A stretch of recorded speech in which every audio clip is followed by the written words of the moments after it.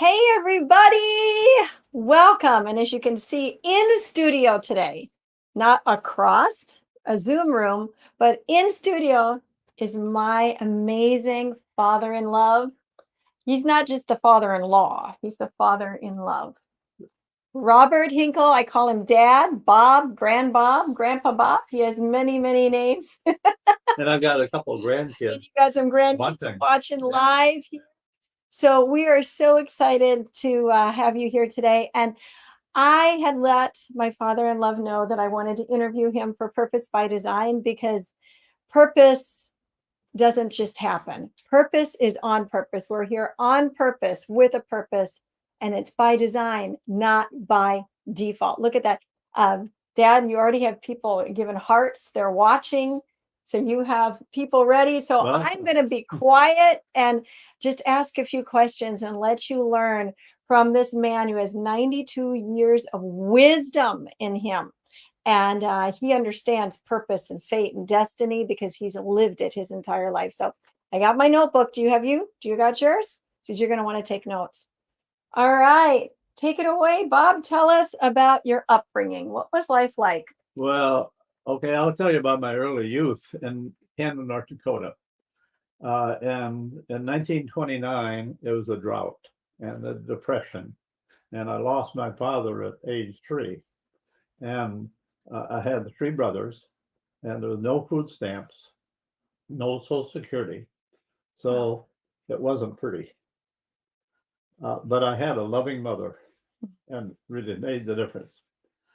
And then we moved to Bozeman and went to high school there and joined the Marine Corps at age 17.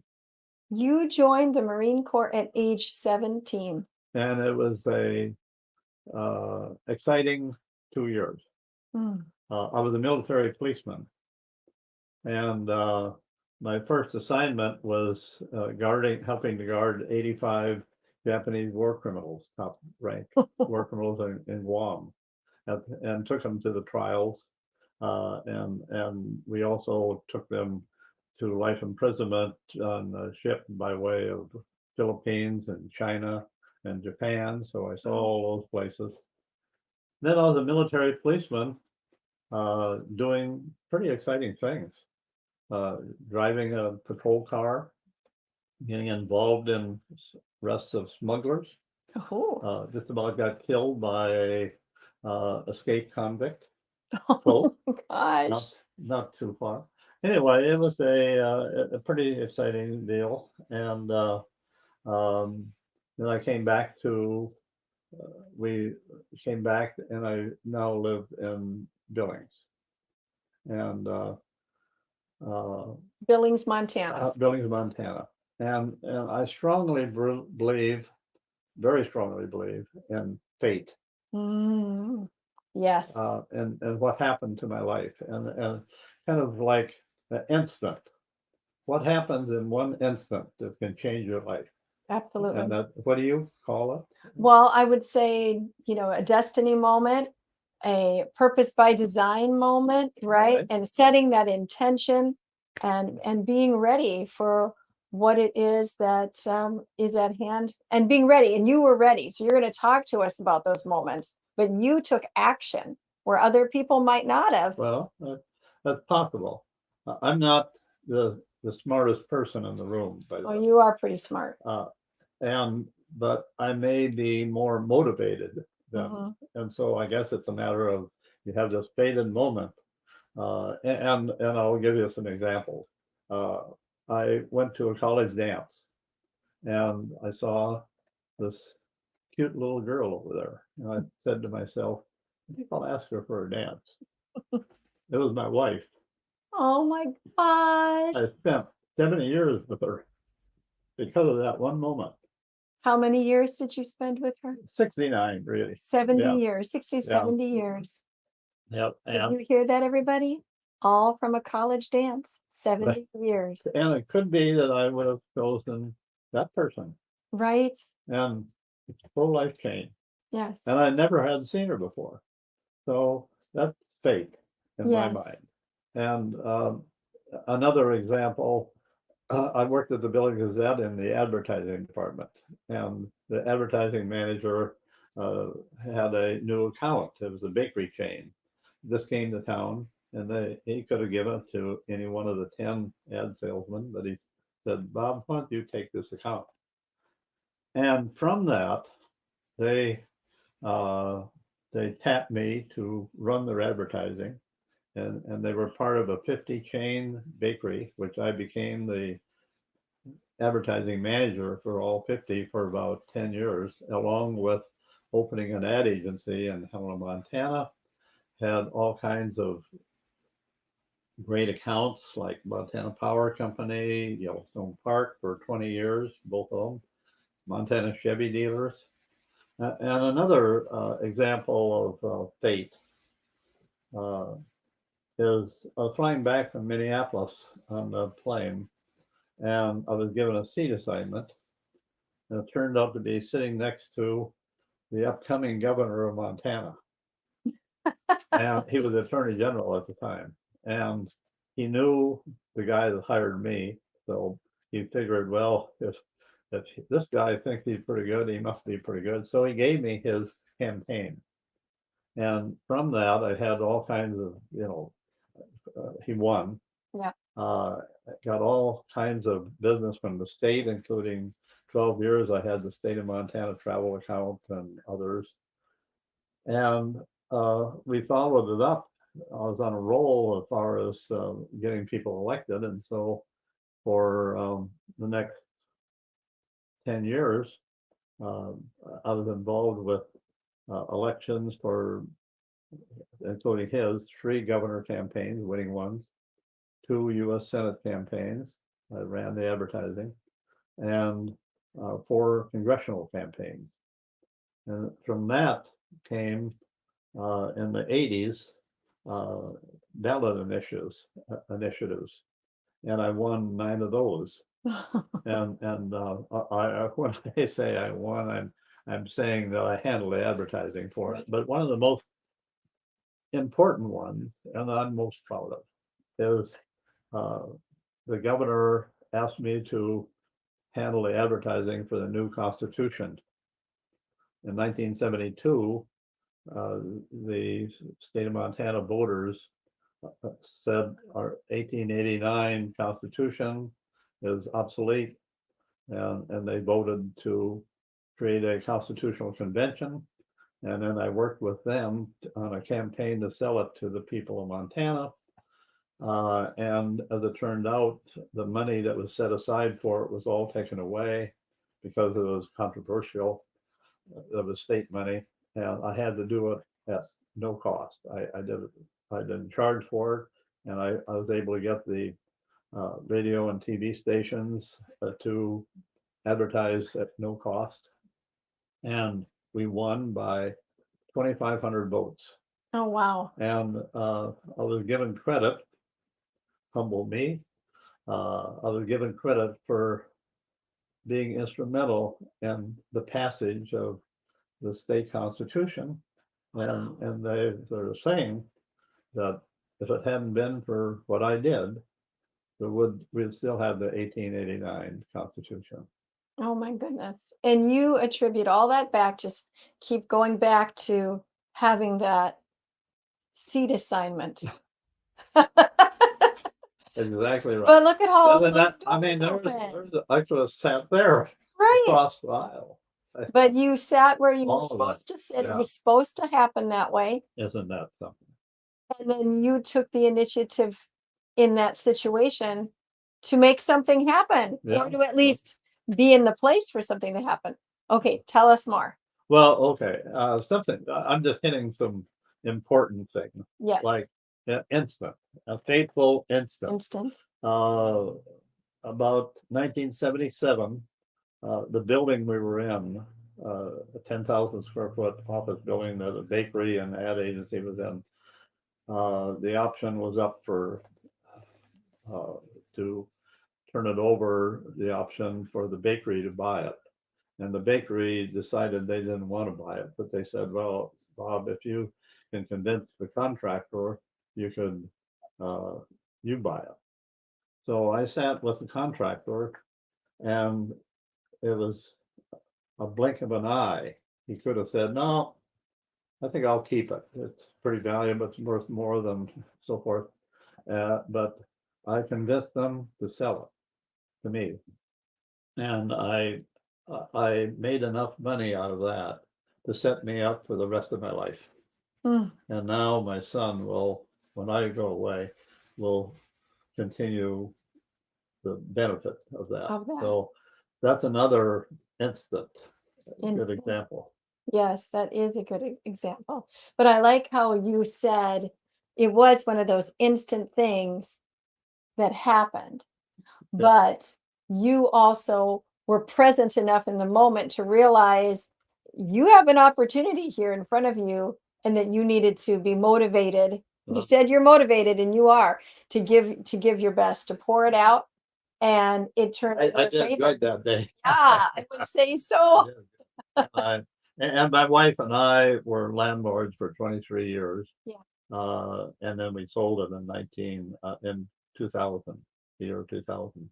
And I'm pleased. It's worth a lot of money now. But I'm pleased I sold it then because I didn't want to be a landlord for another 21 years. And the heirs would get the benefit of that. Right, So, right. but another fateful, important thing in a personal life is, I had a next door neighbor that invited me to be a Helena ambassador, and one of 15 leaders in the community. And so for 40 years, I had these great close friends. You're if you're out there, you'll know what I mean. Mhm. And they're real good close friends, my best friends, and we do great things together. Like as an example, the same gentleman, Ed Jasmine, who invited me to the ambassadors, mentioned at a coffee one time. He said, "You know, uh, it would sure be good if somebody built a big American flag, 30-foot by 50-foot flag like they have in Great Falls." And I decided, well, I just retired. I think I'll take on the project. So I did. And I did a lot of work during the whole year, had very little help. I had some of my ambassador friends help, but it was my work. And a year later, we had 2,200 people at the grand opening. And there is the picture right there of our grand opening. Wow. And that's And all that you. flag, that flag flies 24/7, and that's Mount Helena in the background. And I'm very proud of that. I've been manager of it since 2003. Wow. And it's huge. That looks big in the picture, but it is nothing like when you're standing there looking Well, up. it's 100 feet from the road, and the road has 20,000 cars go by it every day. So it isn't up in the hill someplace. Right. It's really part of the community. And I promised the city commission when I got approval on this, I promised that there will never be one dime of taxpayers' money to go towards paying for that flag. We will do it. It'll Mm. all be the community does it. It's a community flag, and that's how we do it. And getting into my second life, uh, it's and it isn't a fateful deal, but it is important that my present second life has a car business. Yes. I was here in Minneapolis over the holidays, and my son suggested, why don't we go into the car business and go on internet and have a car lot and so forth. And I like the idea. Mhm. And so 6 months later, we have a thriving Yes. car business, and it's I'm involved not only financially, but I'm involved daily and helping to select the cars, and then conferring with my son. And like right now, this afternoon, we're going to be going test driving some cars on auction tomorrow.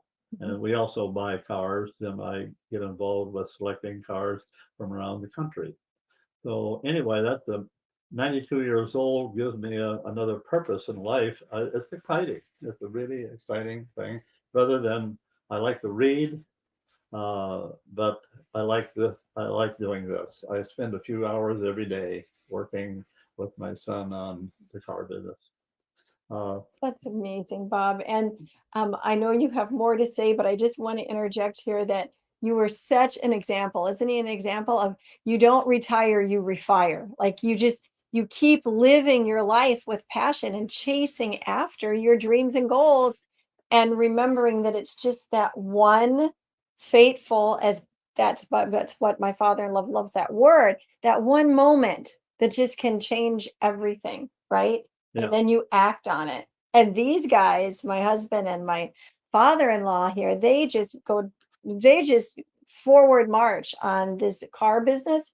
And because you are motivated and you just go through doors, does this door not open? Does this door? You take opportunities as they come to you. It's blessed and it prospers. And then you learn from lessons because there's Yeah, lessons that we're learning. We you made some learn. mistakes. We've Yeah, made some mistakes, you learn. but we're a lot smarter than we were 6 months ago. But I feel very good about reaching the age of 92, Mhm. and fortunate that my mother had lived. She has some good genes, and hopefully passed it on to me. And she lived to be 98. Yes. And uh, I give myself, in addition to that, I give myself mentally at my age, maybe a A plus. I would say an A plus plus. What was the question that you asked me again? I can't remember, but anyway, that's, I'm glad you asked her, whatever question that was. Was Yeah, minus Bob. yeah, okay. I, I don't ever claim to be an A. Yeah. This has been so inspiring hearing your life story. And all of us have a story, and Bob's story matters, and so does yours. Bob's voice matters, and so does yours.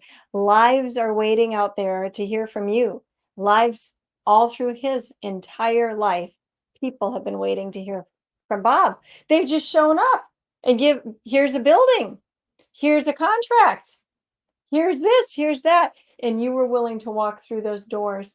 And there are lives of people that are changed, whether they won in a political arena Mhm. or you ended up taking care of Yellowstone Park and all of their advertising. I mean, you were one of the first people, though. I'm just going to interject this because this was a great story. Tell us a little bit about, oh gosh, now I'm drawing a blank. Bring it back. South Dakota, Mount Rushmore, something with Oh, Rushmore, standing up on top of okay. Mount Rushmore. Well, that's interesting. Part of the ad agency business and being involved with Yellowstone Park and the state of Montana, I became a cinematographer, and I did 9 half-hour travel films, of which won many awards. One of which was the Cowboy Hall of Fame Best Documentary of the Year for 1976. Okay. And I'm very proud of that. And Yes. so every year, my partner and I would go film in Yellowstone Park or in Montana or even the Old West, which included Mount Rushmore. And we had the cooperation of the Park Service, and we were able to get on top all through the front of it and on top, and film from on top of Mount Rushmore. Not very many people get up there. On top of Mount Rushmore. Yeah, right. Yeah. Not But people but that get anyway, up I'm there glad at you brought all. up, because that was a very inspiring part of my life as a cameraman and a cinematographer and a director. Yes. And I was also involved with a lot of directing of television spots and so forth. But that's fun. Where I get all of this from is from this guy right here.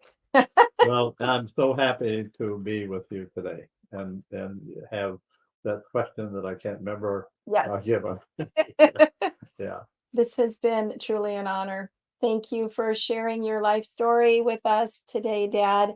And I believe that you all have been blessed by this because, sometimes we can get so stuck in our daily grind that we forget to kind of look back. And as you look at somebody's life like Dad here and how many years he's been here and all the things that you've seen from the depression, the wars, and wars that you served in, the technology changes, everything that he has seen, Mhm. and yet he has advanced because of it, and has just rolled with the changes in life, and has let that be a service to him. Let it serve him as well as he served through it all. So again, thank you, Dad, for being here, so we could pay tribute to you. And what did you think? How'd Grandpa do? Yes, and I have two of the family Fun Bee team here. So I said I'd put a shout out for them. Go to their YouTube channel, which is called what? Family Fun Bee. Family Fun Bee. How do we spell that? The Fun Bee part, not fam. Funbee. Funbee, and subscribe and watch their fun stuff. Thank you, everybody, for being here. Oh, Nicole says, amazing story. And Dave also is on and has commented and says how much he loves Montana and says amen and amen. Oh, okay. All right. Yeah, thank you. All right. Thanks for tuning in, everybody. Please like this and share it. Let's take Grandpa Bob all around the world. Bye. Bye-bye.